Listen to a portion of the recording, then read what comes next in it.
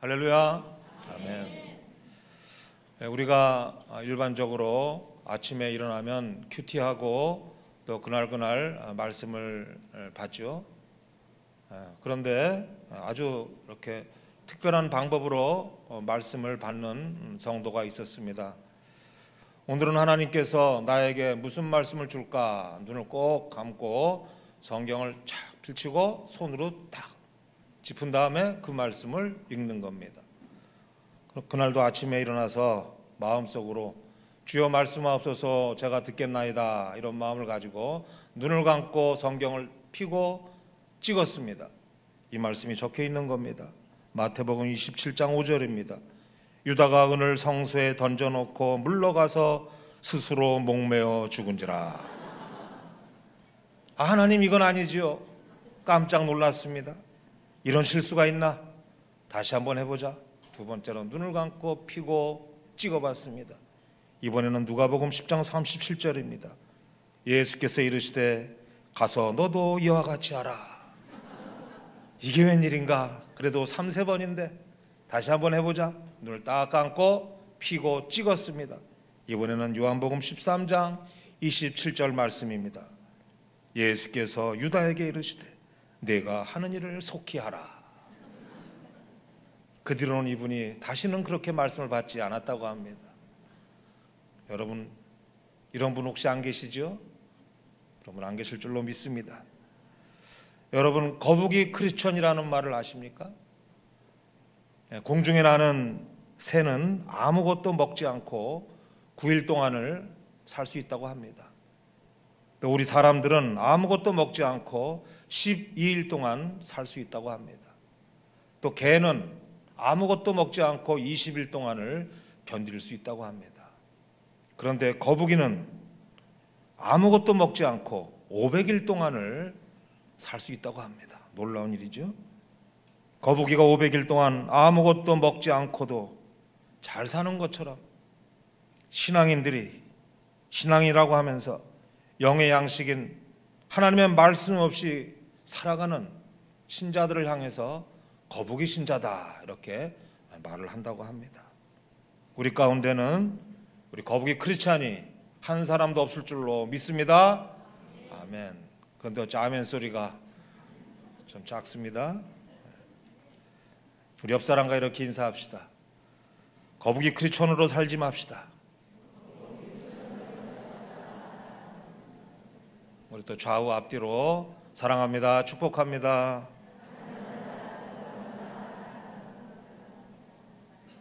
그렇습니다, 여러분. 우리는 말씀 없이는 이 험악한 세상에서 승리자로 살아갈 수가 없습니다. 끊임없이 우리를 향해 유혹해오는 세상의 거친 압력과 우리 내면에서 솟구쳐 오르는 세상을 향한 갈망을 이길 수 있는 방법, 그것은 오직 하나님의 말씀입니다. 때로 우리가 힘들고 지쳐서 넘어지고 쓰러질 때 우리의 믿음을, 우리를 믿음에 단단히 붙잡아 매어 흔들리지 않는 신앙인으로 살아갈 수 있도록 해주시는 것, 그것도 바로 하나님의 말씀입니다. 날마다 하나님의 말씀을 붙잡고 사시기를 축복합니다. 아멘. 기네스북에는 감사장을 가장 많이 받은 사람들도 등재되어 있다고 합니다. 그 주인공은 미국의 데일 로저스라는 여성인데요. 이 여성은 선한 일을 얼마나 많이 했는지 모릅니다. 특별히 고아나 또 정신 박약자와 같은 사회로부터 버림받거나 관심받지 못한 이 어린이들을 위한 자선 행사를 많이 했다고 합니다. 그녀가 쓴 어려운 때의 하나님이란 그 제목의 자서전에 이런 글이 써 있습니다. 나는 한때 마약에 빠졌었고 인생의 밑바닥까지 떨어졌었습니다. 버림받은 인간, 쓸모없는 인간이었습니다. 그런데 성경을 읽기 시작하고부터 내 인생이 새로워졌습니다. 성경에 나오는 인물들은 어려울 때 하나님 앞에 기도하고 신앙으로 위기를 극복한 사람들이었습니다. 그래서 나도 그들에게 도전받고 새로운 삶을 살게 되었습니다. 고통을 이길 수 있는 해독제는 바로 하나님의 말씀입니다. 그렇습니다. 우리가 힘들고 고통 가운데 있을 때에 그 고통을 잊을 수 있도록 해주는 해독제는 바로 하나님의 말씀이라는 겁니다. 우리가 지쳐 있을 때에 우리의 삶에 하늘의 용기를 불어넣어주는 것 역시 하나님의 말씀입니다. 우리가 영적 전쟁터에서 악한 원수 사탄과 싸울 때 우리에게 승리를 주시는 영적 무기 역시 하나님의 말씀입니다. 우리가 무기력할 때 우리의 삶에 활기를 불어 넣어주는 것 역시 하나님의 말씀입니다. 이 말씀을 늘 가까이 하시는 저와 여러분 될 수 있기를 축복합니다. 아멘. 오늘 우리가 읽은 이 말씀은 이스라엘 백성들이 바벨론 포로에서 돌아온 이후의 상황을 이야기해주고 있는 말씀입니다. 이스라엘 역사에서 가장 치욕스러운 날을 꼽으라면 바로 주전 586년 바벨론에 의해서 멸망을 당하고 예루살렘 성전이 파괴된 그날을 꼽습니다. 그때 나라를 잃어버리고 수많은 이스라엘 백성들은 바벨론으로 노예로 끌려가게 됩니다. 그런데 그로부터 약 50년이 지난 후 주전 535년에 바벨론을 멸망시킨 이 페르시아의 고레스 왕이 칙령을 내려서 이스라엘 백성들을 고향으로 돌아갈 수 있게 해줍니다. 그것이 바로 제1차 포로 귀환입니다. 수르바벨의 인도로 약 5만 명의 백성들이 예루살렘으로 돌아와서 우여곡절 끝에 예루살렘 성전을 짓게 됩니다. 그 후 약 80년 지났을 때 제2차 귀환이 있었는데요. 에스라를 중심으로 약 2천여 명의 백성들이 돌아옵니다. 그리고 14년 후 기원전 444년에 느헤미야를 중심으로 제3차 귀환이 있게 됩니다. 느헤미야가 예루살렘에 돌아와서 가장 그가 역점을 두고 한 일은 예루살렘 성벽을 건축하는 일입니다. 그런데 성벽을 건축하는 일이 그렇게 녹록하지를 않았습니다. 왜냐하면 사마리아 사람들을 중심으로 방해 세력들이 아주 집요하게 성벽을 세우지 못하도록 방해를 했습니다. 하지만 하나님 은혜 가운데 52일 만에 그 성벽을 완성을 하게 됩니다. 비록 솔로몬 성전에 비하면 초라하긴 하지만 성전도 지어졌고 예루살렘 성벽도 다 건축이 된 겁니다. 이제 한 나라의 그 겉모습은 갖춰졌다고 말할 수가 있는 것이죠. 정치적으로도 어느 정도 안정을 회복을 했습니다. 그런데 느헤미야가 당시 이스라엘 백성들의 그 상태를 진단해 본 결과 성전과 성벽 건축으로 이스라엘의 그 나라다운 겉모습은 갖춰졌지만은 백성들의 영적 상태는 아주 바닥을 치고 있었던 겁니다. 그들은 바벨론 포로 생활을 하면서 너무도 오랫동안 이 하나님 말씀을 가까이 하지 못하고 있었기 때문입니다. 아무리 외형을 잘 갖추었더라도 영적으로 채워지지 않으면 그 외형의 존재의 의미가 약해질 수밖에 없는 것이죠. 느헤미야는 그것을 깨달았습니다. 성전과 성벽만 가지고는 하나님께서 원하시는 진정한 이스라엘 공동체를 만들 수가 없었던 겁니다. 사랑하는 여러분, 그렇습니다. 우리의 외형보다 훨씬 더 중요한 것은 그 외형에 어떤 내용물이 채워져 있느냐 하는 것이죠. 우리가 건강하고 평안하게 사는 것 얼마나 중요합니까? 하지만 그것보다 더 중요한 것은 우리가 크리스찬으로, 우리가 신앙인으로 어떻게 사는가, 그것이 더 중요하다 할 것입니다. 우리가 어떤 직분을 가지고 교회에서 봉사하느냐, 그것도 중요하지만 그것보다 더 중요한 것은 우리의 가슴에 얼마나 하나님의 은혜로 가득 채워져서 기쁨과 감사함으로 정말 어느 곳에 가든지 거룩한 영향력을 끼칠 만한 그러한 사람으로 살아가느냐 하는 것이죠. 그래서 우리는 늘 말씀을 사모하고 말씀을 가까이 해야 하는 겁니다. 우리 영혼에 이 말씀이 얼마나 중요한지 우리는 깨달을 수 있어야 한다는 겁니다. 바랑이는 날마다 말씀을 사모하고 그 말씀을 읽고 듣고 묵상함으로 또 그 말씀에 순종함으로 어느 곳에 가든지 거룩한 영향력을 끼치는 우리 모두가 될 수 있기를 축복합니다. 아멘.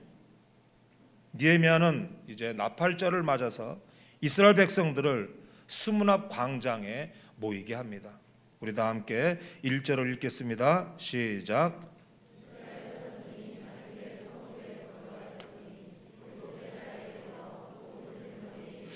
수문 앞 광장에 모여 학사 에스라에게 여호와께서 이스라엘에게 명령하신 모세의 율법책을 가져오기를 청하매. 아멘. 수문 앞 광장에 모인 이 이스라엘 백성들도 느헤미야처럼 우리에게 가장 필요한 것은 하나님의 말씀이다, 이것을 깨달았던 것 같습니다. 그래서 학사 에스라에게 이렇게 요청하죠.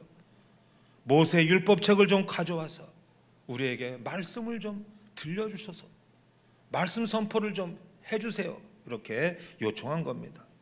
그런데 여러분, 이 에스라는 준비된 사람입니다. 2차 귀환에서 폐허가던 예루살렘을 바라봤던 에스라는 아주 중요한, 아주 중대한 결심을 한 가지 하는 것을 보게 됩니다. 그 결심이 무엇일까요? 그것은 바로 예루살렘 성벽을 세우는 것보다 먼저 사람들 속에 무너진 심령의 전을 내가 세워야 되겠다 결단을 했다는 겁니다. 성전도 중요하고 무너진 성벽을 다시 세우는 것도 중요하지만 무엇보다도 하나님의 백성들의 심령의 전이 바로 세워지지 않으면 안 된다는 사실을 깨달았다는 겁니다. 그래서 성경을 연구하고 에스라는 때를 기다려왔던 겁니다. 느헤미야가 에스라엘 성벽의 재건이라는 막중한 과업을 감당했다면 이 에스라는 이스라엘 백성들의 심령의 집을 재건하는 그러한 사명을 감당한 사람입니다.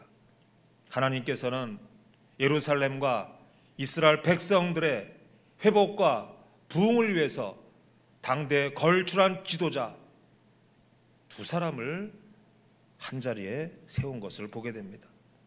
드디어 에스라는 나무로 만든 강단에 서서 여호와의 율법책을 낭독했고 이스라엘 백성들은 낭독되어지는 그 말씀, 여호와의 율법을 귀를 기울여 듣고 있습니다.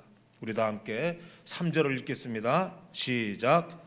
수문 앞 광장에서 새벽부터 정오까지 남자나 여자나 알아들을 만한 모든 사람 앞에서 읽음에 뭇 백성이 그 율법책에 귀를 기울였는데. 아멘.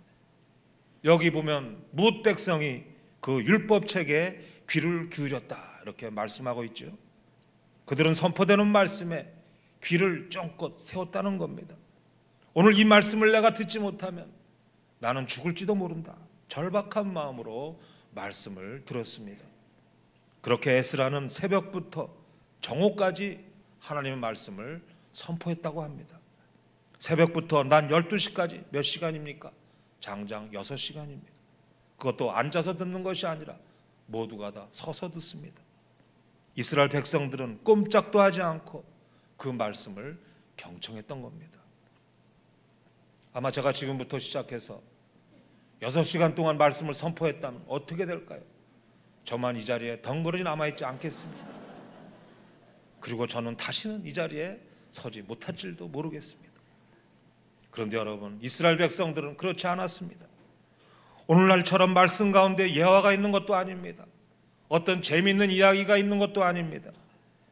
이해하기 쉽게 풀어서 말씀을 선포하는 것도 아닙니다. 그저 모세의 율법을 6시간 동안 읽어 주었을 뿐입니다.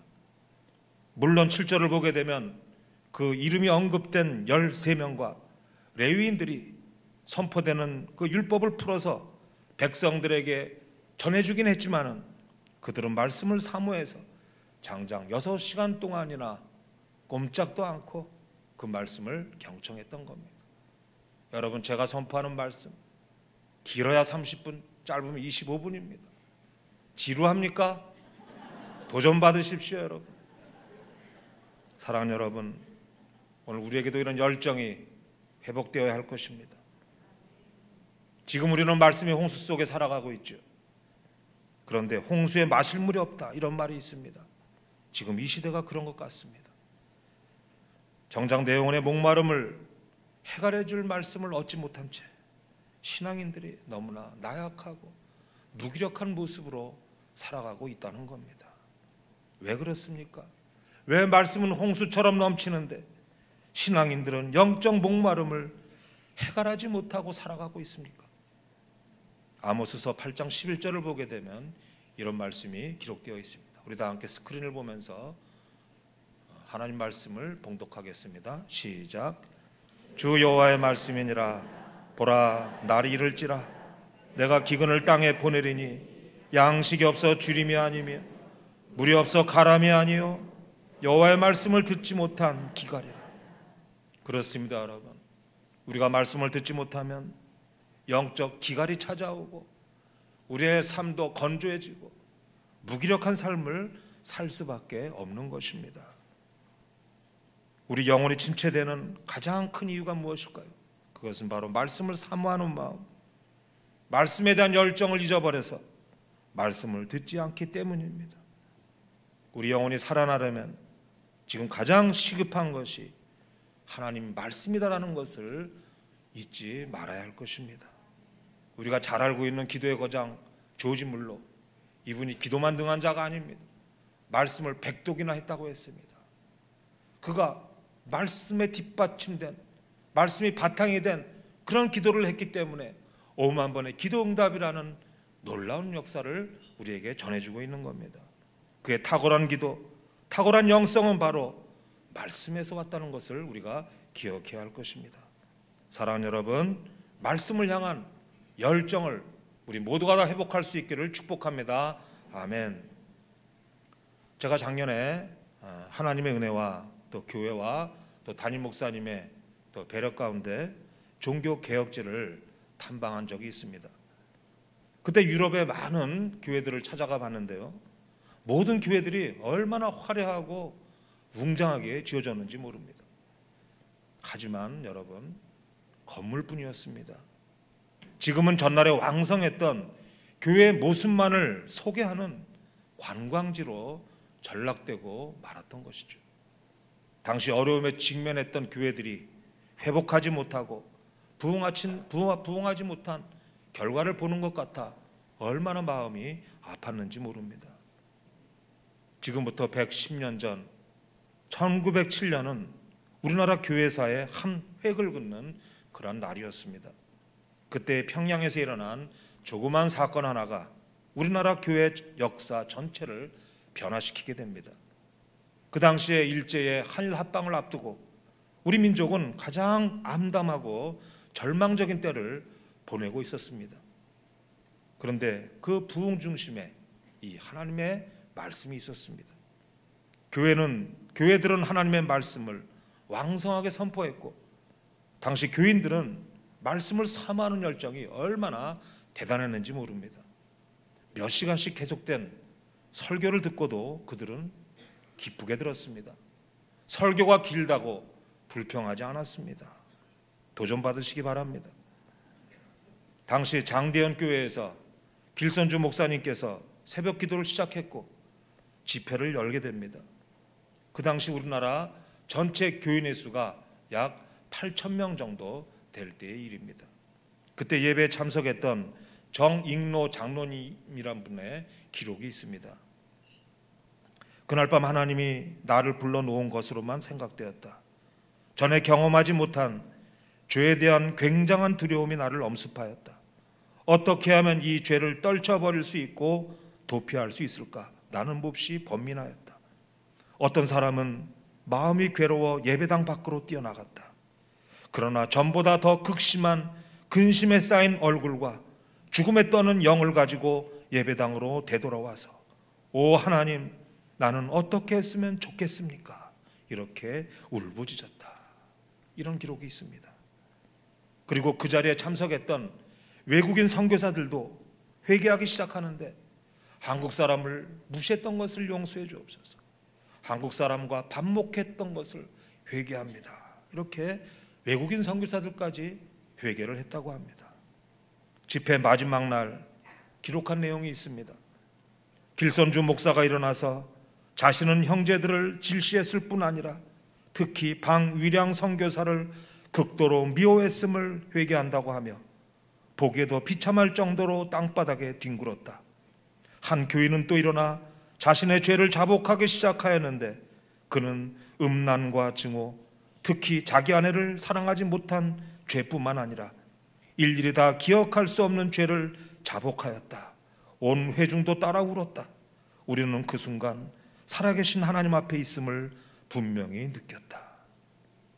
이 회개 사건은 대규모 전도운동, 100만 명 구려운동으로 이어지게 됩니다. 이 일로 인해서 술 먹고 노름하던 우리나라 사람들의 삶 속에 도덕적으로도 엄청난 파장을 가져왔다고 합니다. 말씀 듣고 회개했던 조그만 사건이 민족의 암담한 미래를 바라보며 절망하던 사람들 속에 새로운 희망을 심어준 아주 귀한 계기가 되었던 겁니다. 그 운동은 전국으로 확산되기 시작했고 우리나라에 놀라운 부흥이, 교회 부흥이 일어나게 된 것입니다. 그렇습니다, 여러분. 하나님의 말씀은 한 나라를 세울 수 있고 한 민족을 세울 수가 있습니다. 프랑스의 유명한 소설가 빅톨 위고는 이런 말을 했습니다. 영국은 두 개의 책을 가지고 있는데 하나는 성서, 하나는 셰익스피어다. 그런데 영국은 셰익스피어를 만들었으나 성서는 영국을 만들었다. 사랑하는 여러분, 우리도 말씀에 대한 열정을 회복해야 할 것입니다. 늘 말씀에 갈급해야 하고 말씀을 사모하시기 바랍니다. 하나님의 말씀은 우리를 변화시킵니다. 연약한 자, 병든 자가 하나님의 말씀을 들으면 건강하게 회복이 되는 것입니다. 문제 앞에서 불안하고 고민하는 자가 말씀을 듣게 되면 그 마음에 평강이 찾아오고 문제 해결의 축복을 누리게 되는 겁니다. 말씀을 사모하는 자, 말씀에 능한 자로 살아갈 수 있는 우리 모두가 될 수 있기를 축복합니다. 아멘. 에스라가 말씀을 선포할 때에 백성들이 어떻게 반응을 했을까요? 우리 다 함께 5절을 읽겠습니다. 시작. 에스라가 모든 백성 위에 서서 그들 목전에 책을 펴니 책을 펼 때에 모든 백성이 일어서니라. 에스라가 율법책을 핍니다. 그러자 백성들이 모두가 다 일어섰다고 합니다. 이것이 무엇입니까? 하나님 앞에 최고의 경외심을 표현한 것입니다. 사랑하는 여러분, 우리도 말씀을 대할 때에 일어서지는 못할지라도 우리의 옷깃을 여미고 자세를 가다듬고 마음을 집중해야 할 것입니다. 오늘 나에게 어떤 말씀을 주실 것인가? 하나님 나에게 어떤 말씀을 주실 것인가? 내가 은혜 받을 말씀은 어떤 것인가? 기대하는 마음으로 말씀을 대해야 된다는 것입니다. 우리가 하나님을 향한 직한 경외심을 가지고 말씀을 대하는 것은 마땅하고 옳은 일인 것입니다. 백성들이 일어서자 이번엔 에스라가 광대하신 여호와 하나님을 송축합니다. 예루살렘 성전과 성벽을 재건해 주신 하나님, 노예 생활에서 우리를 여기까지 인도하신 하나님, 하나님의 은총에 감사하면서 모든 영광을 하나님께 돌려드리는 겁니다. 그러자 이스라엘 백성들이 어떡합니까? 이번에는 양손을 들고 아멘, 아멘 하면서 응답을 합니다. 이렇게 6시간에 걸쳐 말씀을 듣고 난 이스라엘 백성들의 반응입니다. 우리 다 함께 9절을 읽겠습니다. 시작. 백성이 율법의 말씀을 듣고 다 우는지라. 총독 느헤미야와 제사장 학사 에스라와 백성을 가르치는 레위 사람들이 모든 백성에게 이르기를 오늘은 너희 하나님 여호와의 성일이니 슬퍼하지 말며 울지 말라. 말씀을 듣는 백성들이 모두가 다 통곡을 하는 겁니다. 아마 에스라도 말씀을 전하면서 울면서 말씀을 전했을 겁니다. 그것은 한마디로 회개와 감격이 넘치는 눈물이었던 겁니다. 지금까지 말씀을 듣고 싶어도 들을 수 없었던 그들 아니었습니까? 그들은 포로로 끌려가서 죽도록 노예처럼 일만 해야 했습니다. 말씀 읽을 시간도 없었습니다. 선택받은 민족, 말씀을 사모하며 말씀대로 살아가야 될 이 백성들이 말씀을 듣지 못한다는 것 그 자체가 엄청난 불행이었을 겁니다. 그런데 그렇게 살다가 꿈에도 그리던 예루살렘, 하나님의 약속의 땅 예루살렘에 돌아와서 지금 처음으로 그 말씀을 듣는 자리에 있게 된 겁니다. 얼마나 감격스럽겠습니까? 다시는 돌아올 수 없을 줄 알았던 그 고향 땅에 돌아와서 성전을 짓고 또 성벽까지 재건하고 그동안 잊어버렸던 말씀을 듣게 되니까 너무나 감개무량했던 것이요, 말로 다 할 수 없는 감동과 감격의 순간이었습니다. 그러니 눈물 나는 것은 당연한 것이죠. 사랑하는 여러분, 말씀을 들으면서 울어보신 적이 언제입니까? 말씀을 들으면서 은혜 받고 펑펑 눈물 흘린 적이 여러분 언제입니까? 우리에게 언제나 말씀이 들려올 수 있다고 생각하십니까? 언제까지나 주일이면 예배 드릴 수 있고 마음 먹으면 말씀 전하는 자리에 갈 수 있다라고 생각하고 계십니까? 그렇지 않습니다, 여러분. 우리가 말씀 들을 때마다 한 번 한 번 말씀 들을 때마다 내 평생 이 말씀이 마지막 말씀이 될지도 모른다, 이 마음을 가지고 들을 수 있어야 합니다. 그 말씀을 듣고 지극히 광대하신 하나님의 은총에 감사하며 아멘으로 화답하며 말씀대로 순종하는 그런 우리가 되어야 할 것입니다. 그렇습니다, 여러분. 우리가 다른 것은 몰라도 말씀이 있어서만큼은 그 깨달음과 순종이 남달라야 할 것입니다. 언제나 말씀을 깨닫고 순종할 수 있는 우리 모두가 될 수 있기를 축복합니다. 아멘. 말씀을 선포 후에 느헤미야는 아주 비밀스러운 진리를 백성들에게 가르쳐 줍니다. 그것이 무엇입니까? 우리 다 함께 10절을 읽겠습니다. 시작. 느헤미야가 또 그들에게 이르기를 너희는 가서 살찐 것을 먹고 단 것을 마시되 준비하지 못한 자에게는 나누어 주라. 이날은 우리 주의 성일이니 근심하지 말라. 여호와로 인하여 기뻐하는 것이 너희의 힘이니라 하고. 아멘. 여호와로 인하여 기뻐하는 것이 너희의 힘이니라. 그렇습니다. 여호와로 인하여 기뻐하는 것, 이것이 바로 우리의 힘이라는 것이죠. 백성들이 말씀을 듣고 그 말씀에 자기 자신을 비추어 보니까 너무나 추하고 자신이 잿덩어리였음을 깨닫게 된 겁니다. 그들은 통곡하며 울 수밖에 없었습니다. 그런데 그들을 위로하는 것이 무엇입니까? 슬퍼하며 울지 말라는 겁니다. 슬퍼하고 있지만 말고 오직 여호와 하나님으로 인하여 기뻐하라는 겁니다. 그렇습니다, 여러분. 여호와를 기뻐하는 것이 저와 여러분들의 힘이 되는 겁니다. 하나님을 기뻐하시기 바랍니다. 우리의 힘은 권력과 재산이 아닙니다. 우리의 지식도 아닙니다. 학벌과 인맥도 아닙니다.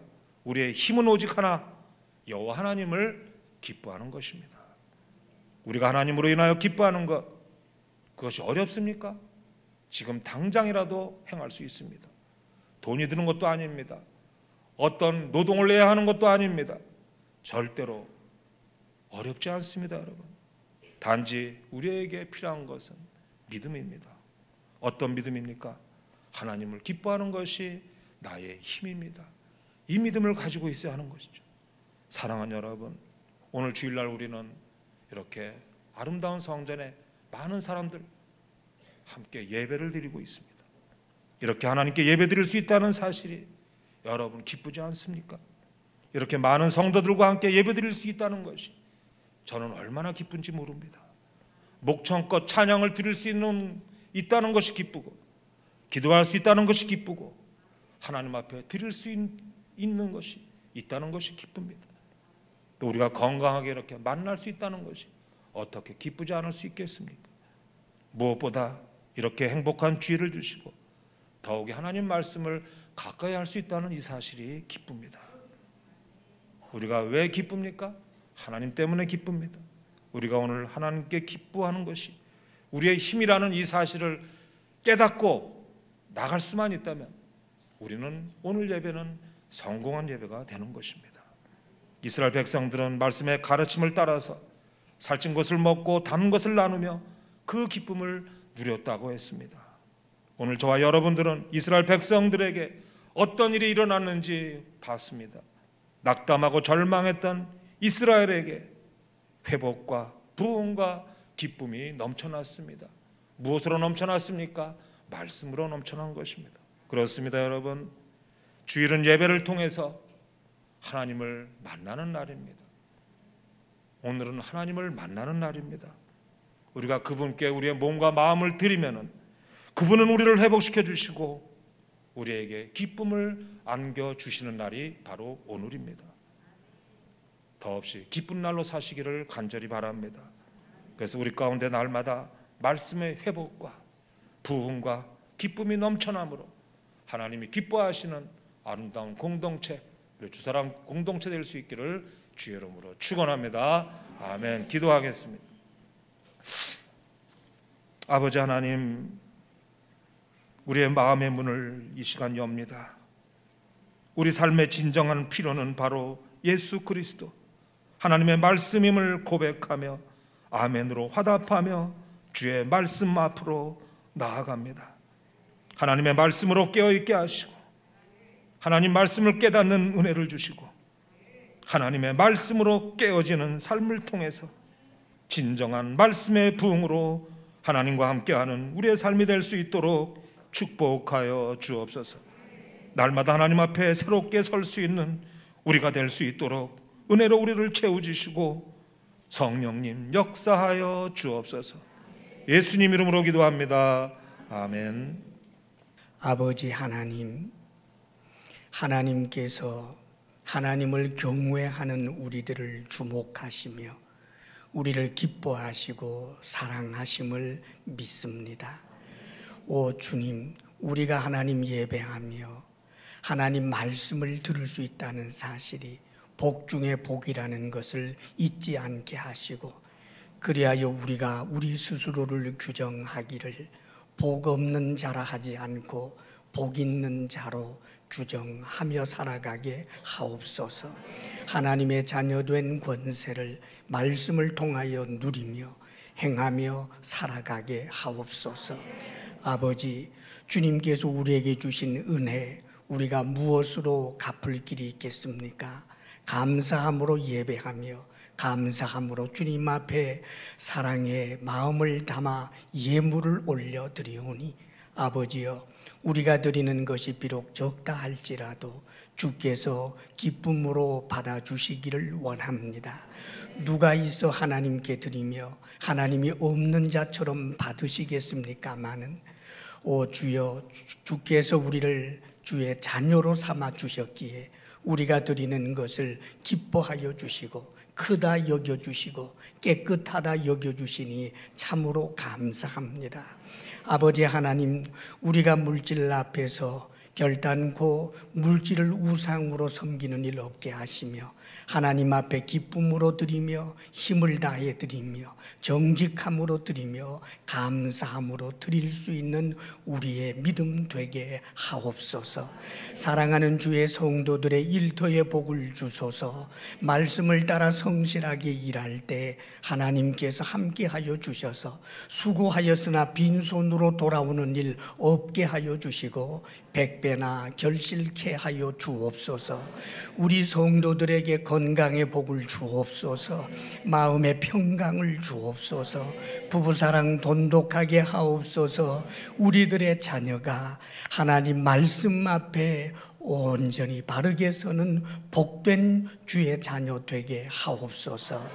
이제는 우리 주 예수 그리스도의 크신 은혜와 하나님 아버지의 한없는 사랑과 성령의 교통하심과 충만케 하심이 하나님의 말씀을 귀하게 여기며 말씀을 따라 살겠습니다 결단하며 나아가는 주의 사랑하는 모든 성도들 위해 이제로부터 영원토록 함께 하시기를 간절히 축원하옵나이다. 아멘.